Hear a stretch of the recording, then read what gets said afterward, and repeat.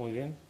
El tema de hoy va a ser sobre la segunda venida del Señor Jesucristo y el tiempo en que ella ocurrirá.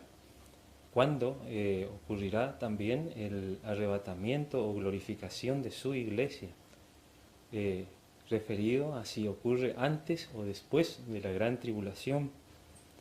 Vamos a tratar este asunto bastante importante de cuándo ocurre la venida de Cristo en relación con un evento muy importante denominado la Gran Tribulación. Sabemos que en los últimos 3 años y medio antes de la segunda venida de Cristo ocurre la Gran Tribulación, y 7 años antes de esa segunda venida de Cristo comienza lo que se da a llamar la última semana de Daniel, que está en las profecías de Daniel capítulo 9. Y surgió una tendencia que ha tomado mucha preponderancia entre las iglesias cristianas, diciendo que Cristo va a venir en los cielos y va a sacar de acá a los creyentes antes de que ocurra esta gran tribulación, ¿no es cierto? Pero eso no es cierto, no va a suceder de esa manera, sino que va a suceder, como dice la Biblia, que Cristo va a sacar de aquí a su iglesia después de la gran tribulación, ¿no es cierto? Entonces vamos a estudiar este tema tan importante, ya que son muchos los creyentes que están sosteniendo este error, ¿no es cierto?, de que vamos a ser sacados de aquí antes de que ocurra la gran tribulación, y existe la posibilidad de que esta generación, nosotros que estamos vivos en este momento, eh, seamos la generación que va a atravesar por ese periodo denominado Gran Tribulación, que culmina en la segunda venida de Cristo. Y si hay tantos creyentes que están demasiado imbuidos o fanatizados de alguna forma con esa enseñanza de que tienen que salir de aquí antes de la gran tribulación, cuando llegue la gran tribulación se van a sentir confundidos, ¿cierto? A su vez, este mensaje ayuda a esta congregación para evitar ser influenciados por la corriente errónea del así llamado pretribulacionismo, ¿cierto? El error de que la iglesia va a ser sacada de aquí antes de la gran tribulación. Entonces, vamos a tratar primeramente el hecho de que en Mateo 24 y en 1 de Tesalonicenses 4, 15 a 18, se nos presenta al arrebatamiento de la iglesia como ocurriendo después de la gran tribulación, ¿cierto? Entonces, para comenzar, eso por ejemplo, como decía A. H. Strong,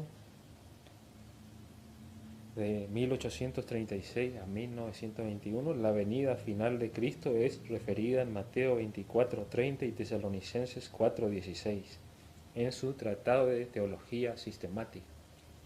Esa es una gran verdad. Realmente son una y la misma cosa lo que Pablo nos dice en 1 Tesalonicenses 4:15 en adelante, cuando habla del arrebatamiento de la iglesia, y lo que Cristo nos dice en Mateo 24, cuando habla de su venida luego de la gran tribulación.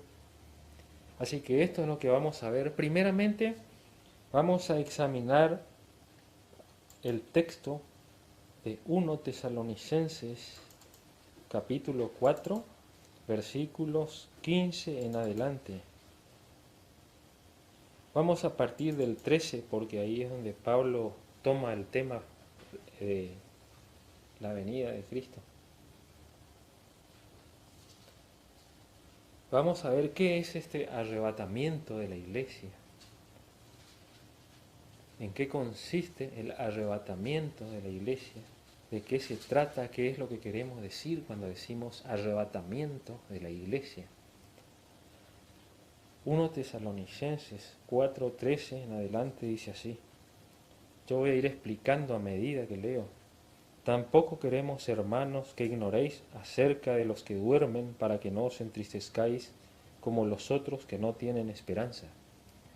Esto quiere decir que Pablo va a explicar qué va a acontecer con aquellos creyentes en Cristo que han fallecido, es decir, que están durmiendo en estos momentos. El cuerpo de los creyentes fallecidos es un símbolo de que el creyente está dormido.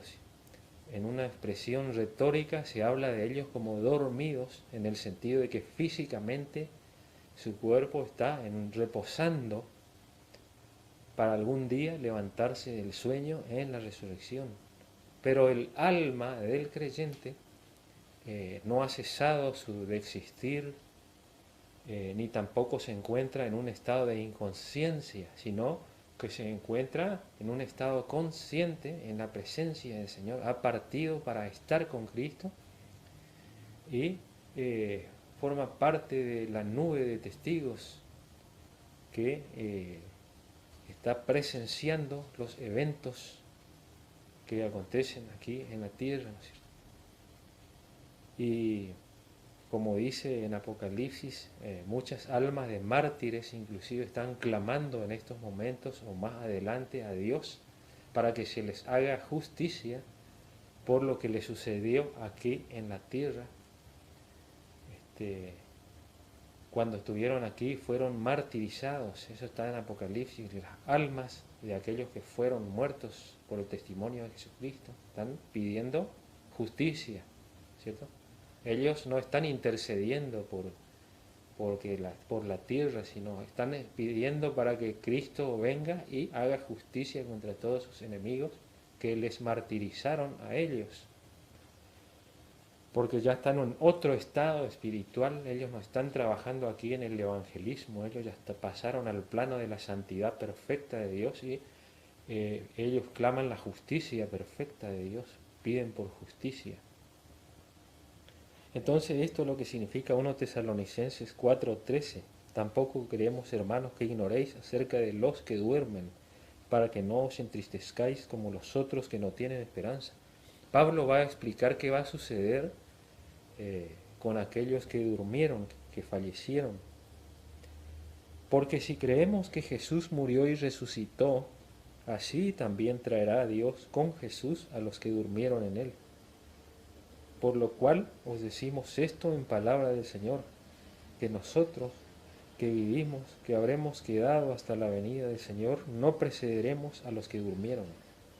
Porque el Señor mismo, con voz de mando, con voz de arcángel y con trompeta de Dios, descenderá del cielo, y los muertos en Cristo resucitarán primero.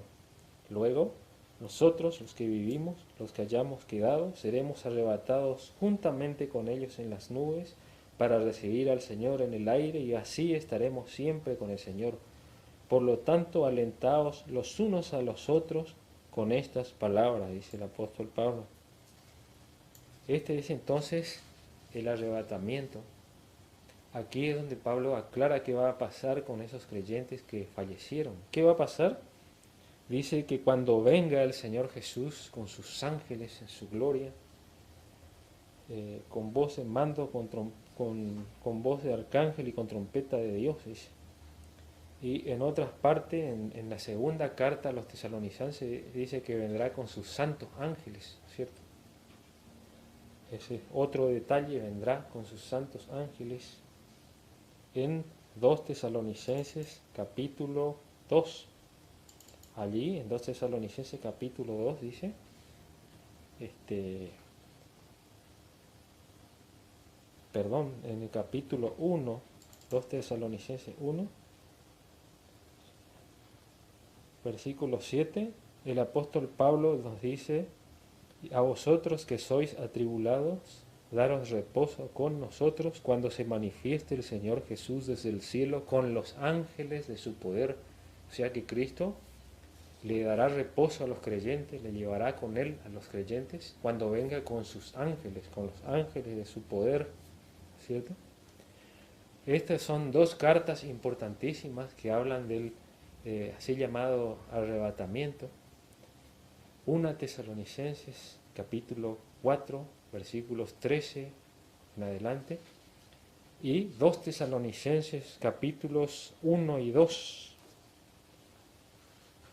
En el capítulo 3 de la carta a los Tesalonicenses, la número 2, ya Pablo habla de otros temas, ¿no es cierto? Pero en los capítulos 1 y 2 de la segunda carta a los Tesalonicenses, él también toca muchos detalles de la segunda venida de Cristo, el llamado arrebatamiento, ¿no es cierto? Y ¿de dónde surge este término arrebatamiento? Surge en el versículo 17, en el capítulo 4 de la primera carta a los Tesalonicenses. Luego nosotros, los que vivimos, los que hayamos quedado, seremos arrebatados juntamente con ellos en las nubes para recibir al Señor en el aire y así estaremos siempre con el Señor. Esto significa el arrebatamiento. El arrebatamiento sucede así. El Señor Jesús descenderá del cielo, dice, o sea que no es que Él aparece, se queda en el cielo y les lleva al cielo a todos, sino que desciende del cielo. Y allí los creyentes en Cristo que habían dormido resucitarán, o sea, sus almas que estaban con el Señor serán revestidas de un cuerpo glorioso a la semejanza del Señor Jesucristo. Y aquellos que estaban vivos en ese momento, sin pasar por la muerte, serán también revestidos del cuerpo glorificado en ese momento. Entonces, los creyentes que habían fallecido antes de que venga Cristo, serán resucitados con el cuerpo glorificado. Y los que estén vivos, los creyentes en Cristo que estén vivos en ese momento, serán revestidos de un cuerpo glorificado. Y los dos juntos, los que habían fallecido y los que estaban vivos, ya glorificados, dice, juntos, dice, seremos arrebatados juntamente con ellos en las nubes para recibir al Señor en el aire y así estaremos siempre con el Señor. Esto es en las nubes, ahí se van a dirigir, ¿no es cierto? Porque así como Cristo se fue en una nube, volverá en las nubes del cielo otra vez. En el cielo atmosférico, donde están las nubes, allí se mostrará el Señor y es allí donde saldrán a su encuentro todos los glorificados. Eso es el arrebatamiento.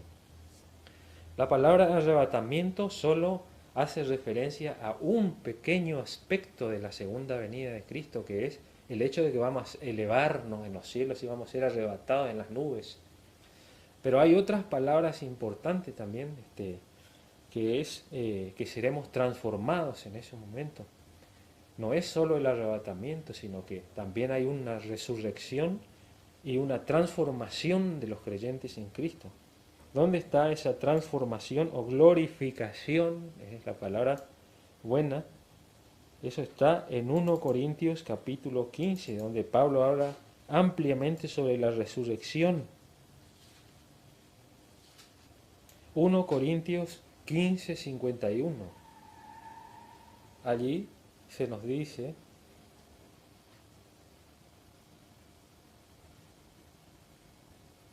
luego de hacer una descripción, una enseñanza sobre la resurrección de los creyentes, en este capítulo 15 de 1 de Corintios, en 1 Corintios 15, 51, Pablo nos habla de que todos seremos transformados. He aquí os digo un misterio, no todos dormiremos, pero todos seremos transformados, en un momento, en un abrir y cerrar de ojos, a la final trompeta, porque se tocará la trompeta y los muertos en Cristo serán resucitados incorruptibles, y nosotros seremos transformados.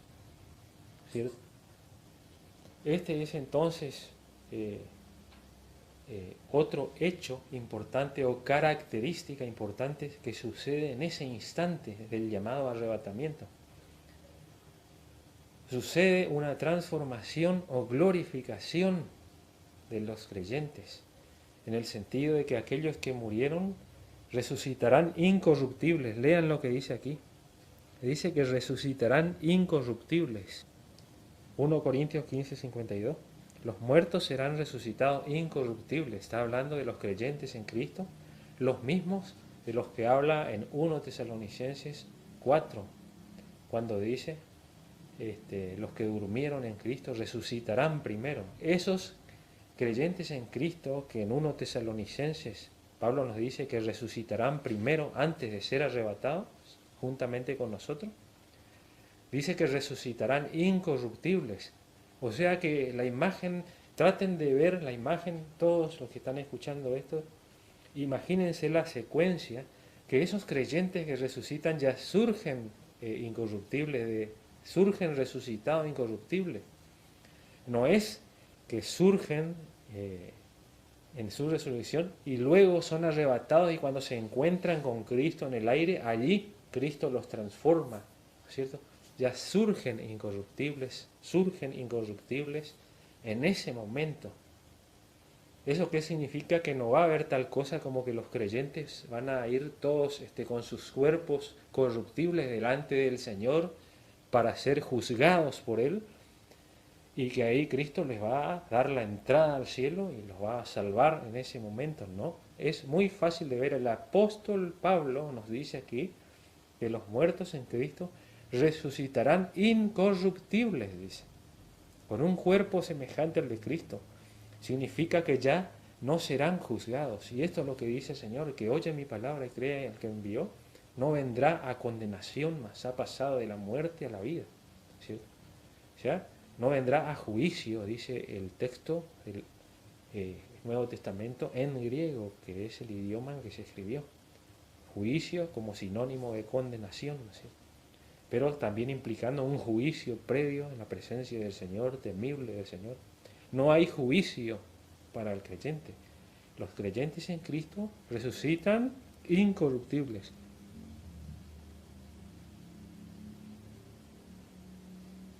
...52 es donde se dice que los muertos en Cristo resucitan incorruptibles. Y 1 Corintios 15, 51 hace referencia a que serán transformados, ¿cierto? Entonces está clarísimo entonces cómo suceden las cosas. Dice que esto sucederá en un momento, en un abrir y cerrar de ojos. ¿Qué es lo que sucederá en un momento, en un abrir y cerrar de ojos? Algunos pastores pretribulacionistas, algunos hermanos, dicen, el arrebatamiento sucederá, ¿cómo? En un abrir y cerrar de ojos. ¿Cómo será el arrebatamiento? Y guiñan así. Así será el arrebatamiento, en un abrir y cerrar de ojos. A mí me da gracia, ¿no?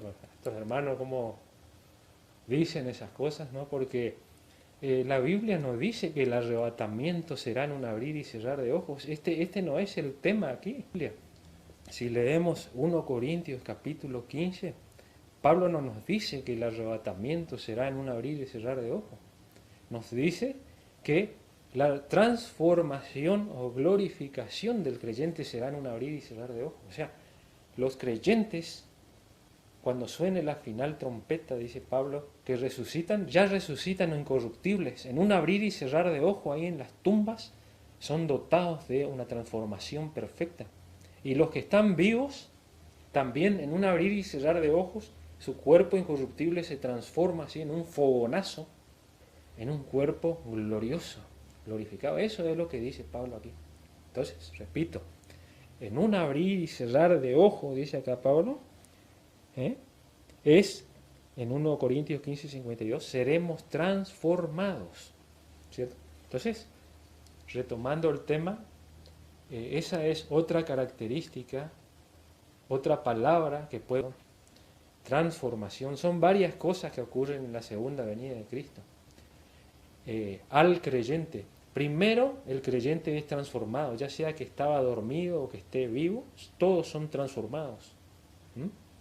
Luego esos son arrebatados. O sea que la segunda venida de Cristo tiene características que pueden denominarse, por un lado, arrebatamiento, en el sentido que son llevados ya con Cristo los creyentes, son muy buenos, muy importantes, y por otro lado, transformación o glorificación, que se refiere al hecho de que en ese momento los creyentes en Cristo, vivos y resucitados, son transformados o glorificados en un abrir y cerrar de ojos, antes de que suceda ese arrebatamiento a las nubes, ¿cierto?